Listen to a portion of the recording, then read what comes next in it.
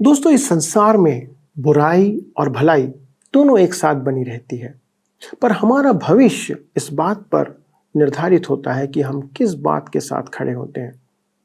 आइए दोस्तों, हमारे साथ इस प्रसारण में जुड़कर जानिए कि परमेश्वर दोनों के साथ, अच्छाई और बुराई के मनुष्यों के साथ किस प्रकार व्यवहार करता है। एक को दंडित और दूसरे को वो महान बनाता है। दोस्तों, जानने के लिए मेरे साथ इस अध्ययन में जुड़ जाइए और परमेश्वर के वचन से इस बात को जानिए।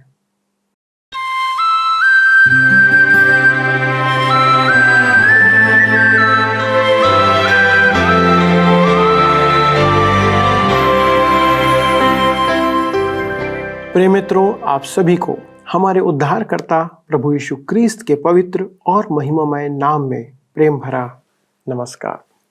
मुझे पूरा विश्वास है कि जो काम परमेश्वर के वचन ने आपके जीवन में आरंभ किया है, वह ही उसे आप में पूरा करेगा। इस समय आप हमारे साथ सत्यवचन बाइबल अध्ययन में शामिल हैं और मैं आप सभी नए एवं पुराने दर्शकों का स्वागत करता हूं। दोस्तों, आपको याद होगा कि हम इन दिनों आमोस नबी की पुस्तक पर अध्ययन कर रहे हैं, जो एक चरवाहा था, पर परमेश्वर ने उसे भविष्यवाणी करने के लिए बुलाया और अपने पवित्र वचन और सत्य वचन उसे दिए। आमोस अपनी शैली और वचन के कारण इस्राएल के लोगों में ग्रहण योग्य नहीं था, क्योंकि वह परमेश्वर के खरे वचन को खराई और सच्चाई से सुनाता था। इस कारण लोगों को परेशानी होती थी। दोस्तों, आज भी लोग सच्चाई को, खरे उपदेश को सुनना नहीं चाहते हैं। आज के अध्ययन में, जिसे हम 7वें अध्याय के 12वें पद से आरंभ करने जा रहे हैं, आप देखेंगे कि आमोस का खुला विरोध आरंभ हो जाता है। अमस्या, जो कि एक झूठा याजक था, वह राजा के कान भरता है और कहता है कि आमोस झूठी भविष्यवाणी कर रहा है और परमेश्वर ऐसा कुछ करने नहीं जा रहा है। आज भी परमेश्वर के सच्चे और खरे वचन सुनाने वाले के लिए या उसके साथ ऐसा ही व्यवहार किया जाता है। अमस्या और आमोस के बीच का वार्तालाप बहुत ही रोचक है दोस्तों, जो प्रकट करता है कि यदि हम परमेश्वर का वचन सुना रहे हैं तो हमारा विरोध निश्चित होगा, पर परमेश्वर हमारी ओर से उनसे लड़ने के लिए सदा उपस्थित रहेगा। दोस्तों, आज का वचन हम सभी संदेश वाहकों और सच्चाई तथा खराई से चलने और बोलने वालों के लिए बल देने वाला है, मजबूती देने वाला है, क्योंकि परमेश्वर ना बदलने वाला परमेश्वर है और यदि वह आमोस के साथ खड़ा रहा तो वह आपके साथ भी खड़ा रहेगा, वह आपके साथ बना रहेगा। आइए इसी विश्वास के साथ हम आज के अध्ययन में आगे बढ़ते हैं और परमेश्वर के वचन से उन बातों को सीखते हैं। मित्रों, आज हम अपने अध्ययन को आमोस नबी की पुस्तक उसके 7 अध्याय के 12 पद से आरंभ करेंगे। पिछले अध्ययन में हमने देखा था कि अमस्याह झूठ बोल रहा था। अमस्याह सोने के बछड़े का पुजारी था। आप सोच सकते हैं कि वह कैसा धूर्त रहा होगा। वह भाड़े का टट्टू था और मीठी मीठी बातों द्वारा राजा का मन जीत लेता था। वह अच्छा प्रचारक तो नहीं था, परंतु वह लोगों को आकर्षित कर सकता था। उसने राजा से झूठ कहा। आमोस ने यह नहीं कहा था कि यारोबाम तलवार से नाश होगा। उसने कहा था कि परमेश्वर यारोबाम के घराने के विरुद्ध तलवार लेकर खड़ा होगा। इसका अर्थ है कि युद्ध होगा और युद्ध हुआ। इस्राएल अंततः बंधुआई में चला गया। आज कलीसिया में भी ऐसी ही दुखद बात होती है। लोग परमेश्वर के वचन का गलत अर्थ निकालते हैं और लोगों को भ्रमित करने का काम करते हैं, जिसके कारण कलीसिया के विश्वासी परमेश्वर से दूर होते चले जाते हैं। अब देखिए कि अमस्याह आमोस से क्या कहता है। आइए हम पढ़ते हैं आमोस की पुस्तक 7 अध्याय उसके 12 और 13 पद। तब अमस्याह ने आमोस से कहा, हे दर्शी, यहाँ से निकलकर यहूदा देश में भाग जा और वहीं रोटी खाया कर और वहीं भविष्यवाणी किया कर, परंतु बेतेल में फिर कभी भविष्यवाणी न करना, क्योंकि यह राजा का पवित्र स्थान और राजनगर है। अमस्याह ने आकर आमोस का अपमान किया और उसे अज्ञानी कहा। मैं जानना चाहता हूं कि अमस्याह की पुस्तकें आज कहाँ हैं। यदि उसने कोई पुस्तक लिखी भी थी तो आज वह अस्तित्व में नहीं है। 2500 वर्ष पुरानी आमोस की पुस्तक तो आज हमारे पास है। अमस्याह ने उसे गंवार कहा और राजा के आराधनालय में प्रचार करने योग्य नहीं कहा। उसने कहा, यहां मधुर वचन बोले जाते हैं, हम किसी को दुख पहुंचाना नहीं चाहते हैं, तू यहां से निकलकर दूर चले जा। सत्य वचन को सुनने से लोगों को परेशानी होती है। ऐसा आज भी हो रहा है। कहता है, हे दर्शी, यहां से निकलकर यहूदा देश में भाग जा। दूसरे शब्दों में, यहां से चंपत हो जा। हम तुझे यहां देखना नहीं चाहते। तू राजा के आराधनालय में प्रचार तो कर रहा है, परंतु तू इस योग्य नहीं है। तू इस प्रचार मंच के योग्य पढ़ा लिखा नहीं है। वह ग्रामवासी अवश्य था, परंतु अनाड़ी नहीं था। मेरे मित्रों, हम देख सकते हैं कि वह उस प्रचार मंच के योग्य था। वह परमेश्वर का एक महान संदेशवाहक था। प्रजा जान रही थी कि वह परमेश्वर के वचन का प्रचार करता है। परमेश्वर के वचन का प्रचारक कलीसिया के लिए सांत्वना का कारण होता है। आज के युग में यह एक अत्यधिक महत्वपूर्ण बात है। अब सुनिए कि आमोस अमस्याह को क्या उत्तर देता है। आमोस 7 अध्याय उसके 14 और 15 पद में लिखा है, आमोस ने उत्तर देकर अमस्याह से कहा, मैं ना तो भविष्यद्वक्ता था और ना भविष्यद्वक्ता का बेटा। मैं तो गाय बैल का चरवाहा और गूलर के वृक्षों का छांटने वाला था, और यहोवा ने मुझे भेड़ बकरियों के पीछे पीछे फिरने से बुलाकर कहा, जा मेरी प्रजा इस्राएल से भविष्यवाणी कर। आमोस का उत्तर प्रकट करता है कि वह एक आम मनुष्य था। वह झूठा भविष्यद्वक्ता नहीं था। उसने कहा, हाँ, मैं जानता हूं कि मैं भविष्यद्वक्ता नहीं हूं। मैं भविष्यद्वक्ता होने का दावा नहीं करता। मैं तुम्हारी पाठशाला में नहीं गया। मैं तो भविष्यद्वक्ता का पुत्र भी नहीं हूं। मैं तो एक चरवाहा हूं और गूलर के वृक्षों को छांटता हूं। परमेश्वर ने मुझसे कहा कि मैं भविष्यवाणी करूं। यही तो सच्चा आत्मविश्वास है। मेरे प्रियो, मनुष्य यदि प्रभु के सेवा में आता है तो उसे परमेश्वर की बुलाहट का पूरा विश्वास होना चाहिए। यदि उसे लेश मात्र भी संदेह हो तो वह सेवा ना करे। कहा जाता है कि यदि आपके पास करने को और कुछ है तो सेवा में ना आए। मैं इस बात से सहमत नहीं, क्योंकि हम में से अनेक प्रचारक आज कुछ और ही कर रहे होते। मुख्य बात तो यह है कि क्या परमेश्वर ने आपको बुलाया है। यदि परमेश्वर ने आपको बुलाया है तो आप बीच में और कुछ ना आने दें। अब आमोस अमस्याह के लिए कठोर वचन कहता है। लोग मुझसे कहते हैं कि मैं कभी कभी किसी के लिए या किसी संस्था या कलीसिया के लिए बहुत कठोर शब्दों का उपयोग करता हूं। मैं सच कहता हूं कि मेरे मन में किसी के लिए ना तो कोई बुराई है और न ही घृणा है। मैं केवल परमेश्वर का वचन सुनाने का प्रयास करता हूं। मुझसे कहा जाता है कि विश्वासी होने के कारण मुझे मधुर वचन बोलने चाहिए। आज का विषय प्रेम होना चाहिए। मेरे प्रियो, सुनिए आमोस भाई अमस्याह से क्या कहता है। आमोस 7 अध्याय उसके 16 और 17 पद में लिखा है, इसलिए अब तू यहोवा का वचन सुन। तू कहता है कि इस्राएल के विरुद्ध भविष्यवाणी मत कर और इसहाक के घराने के विरुद्ध बार बार वचन मत सुना। इस कारण यहोवा यों कहता है, तेरी स्त्री नगर में वेश्या हो जाएगी और तेरे बेटे बेटियां तलवार से मारी जाएंगी और तेरी भूमि डोरी डालकर बांट ली जाएंगी और तू आप अशुद्ध देश में मरेगा और इस्राएल अपनी भूमि पर से निश्चय बंधुआई में जाएगा। कहता है, अब तू यहोवा का वचन सुन। उसके पास अमस्याह के लिए भी परमेश्वर का वचन था। यह परेशान करने वाली और एक अत्यधिक कठोर भविष्यवाणी है, परंतु सत्य वचन है। अशूरों ने वास्तव में इस्राएली स्त्रियों को वेश्या बनाया था। उनके पुत्र पुत्रियां कुचले गए थे और जो बच गए उन्हें बंधुआई में ले जाया गया था। अमस्याह को भी बंदी बनाकर ले जाया गया था। मुझे पूरा विश्वास है कि मरण शैया पर उसने यही कहा होगा कि राजा को प्रसन्न करने से तो अच्छा होता कि मैं परमेश्वर को प्रसन्न करता। यदि हम प्रचारक परमेश्वर का सत्य वचन सुनाने से चूकते हैं तो हमें राजनेताओं पर उंगली उठाने का कोई अधिकार नहीं कि वे देश का बेड़ा गर्क कर रहे हैं।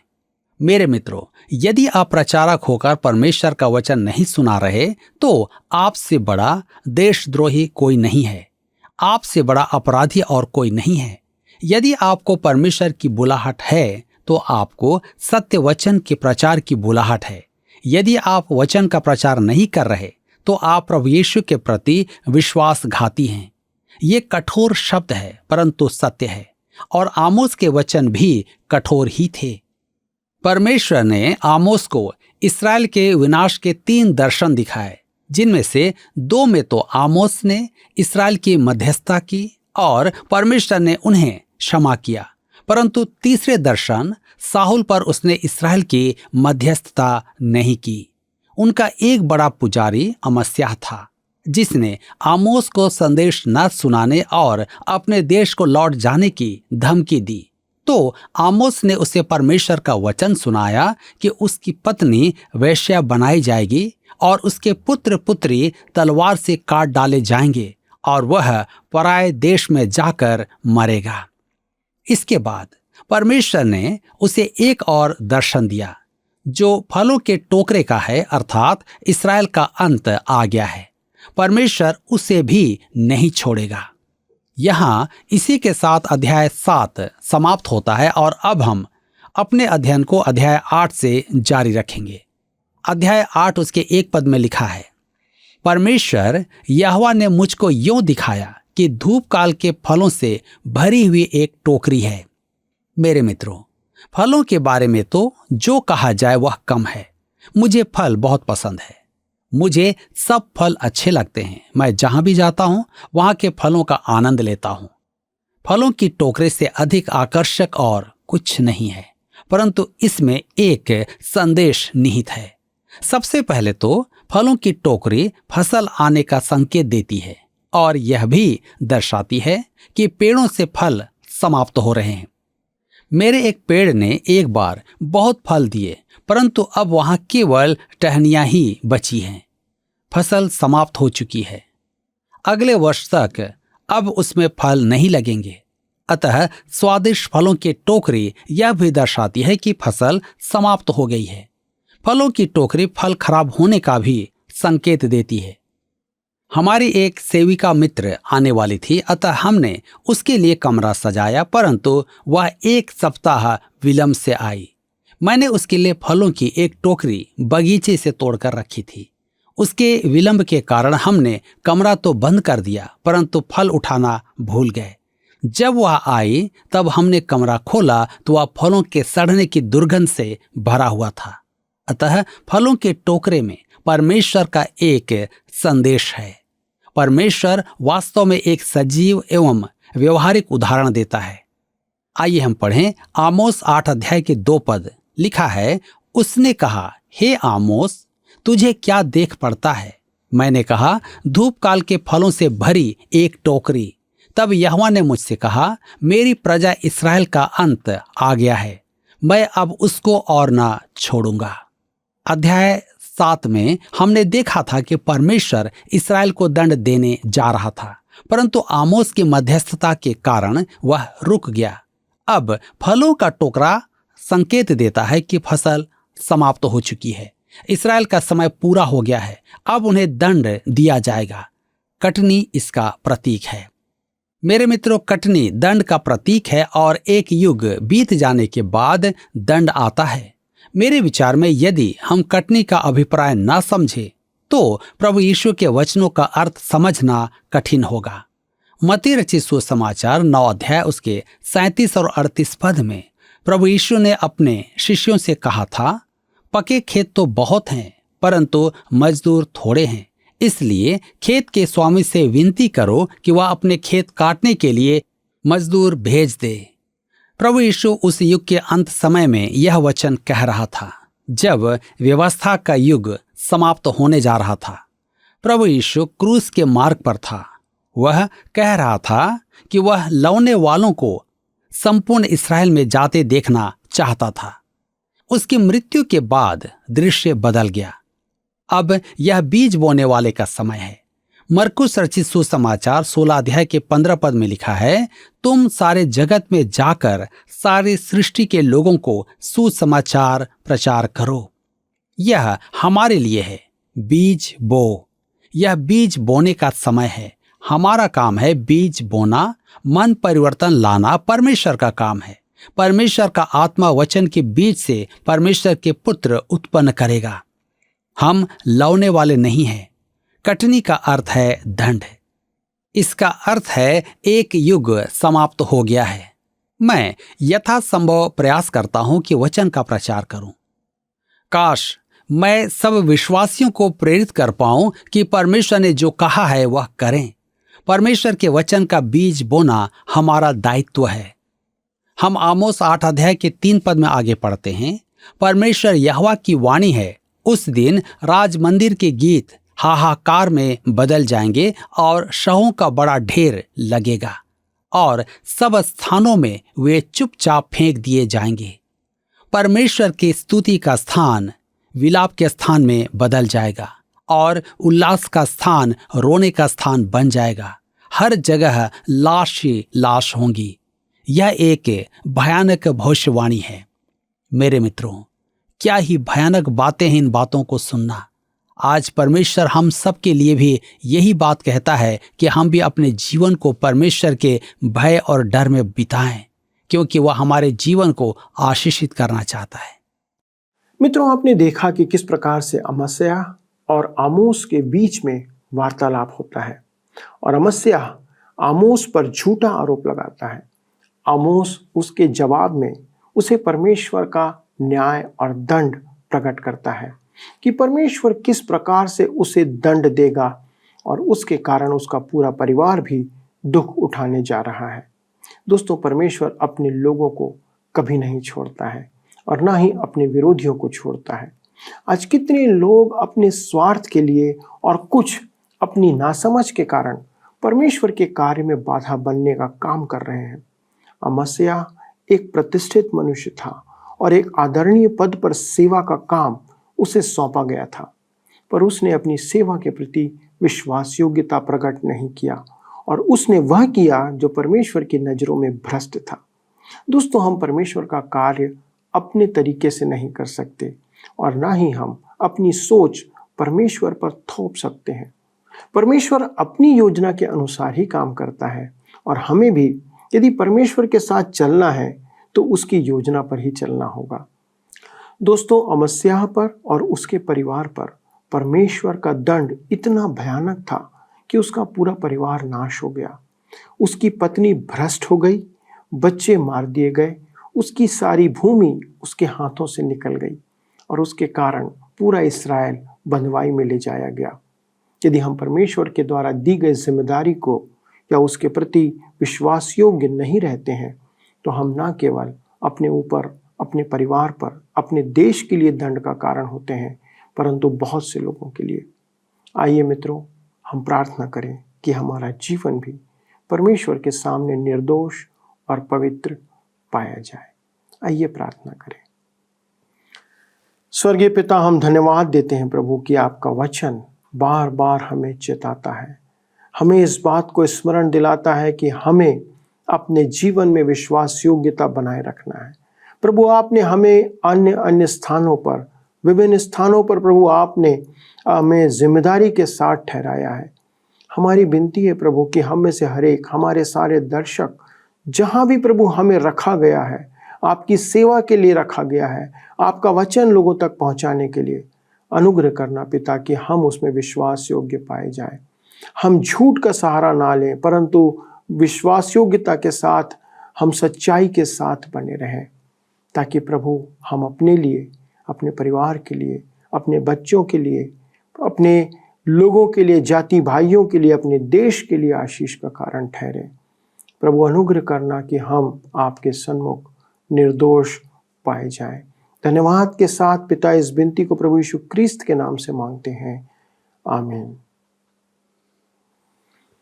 दोस्तों, आज का अध्ययन हमारे लिए वास्तव में चौंकाने वाला था।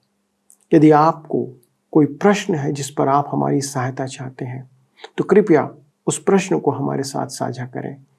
फ़ोन, SMS का उपयोग करें, और जी हाँ, यदि आप चाहें तो हमें पत्र भी लिख सकते हैं। हमारा पता भी आपके स्क्रीन पर दिखाया जाएगा।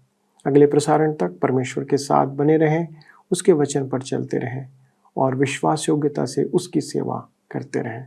प्रभु आपको आशीष दे। आइए अब हम प्रश्न को देखें। पिछले प्रश्न का उत्तर है सी, परमेश्वर के दंड। धर्मशास्त्र बाइबल में साहुल का उल्लेख सदा परमेश्वर के दंड के संदर्भ में किया गया है। आज के अध्ययन पर आधारित प्रश्न है, परमेश्वर ने आमोस को इस्राएल के लिए 3 दर्शन दिए थे, जिनमें से कितनों के लिए आमोस ने परमेश्वर से क्षमा की मध्यस्थता की? ए 3, बी 2, सी 1, डी 1 भी नहीं। मित्रों, इस प्रश्न का उत्तर हमें कल सुबह 6 बजे से पहले विकल्प A, B, C या D के साथ अपना नाम, पता, स्थान के साथ 9651433397 पर SMS या WhatsApp करें। क्या आपको यह कार्यक्रम पसंद आया? अभी हमें एक मिस कॉल करें और आप अगले विजेता हो सकते हैं।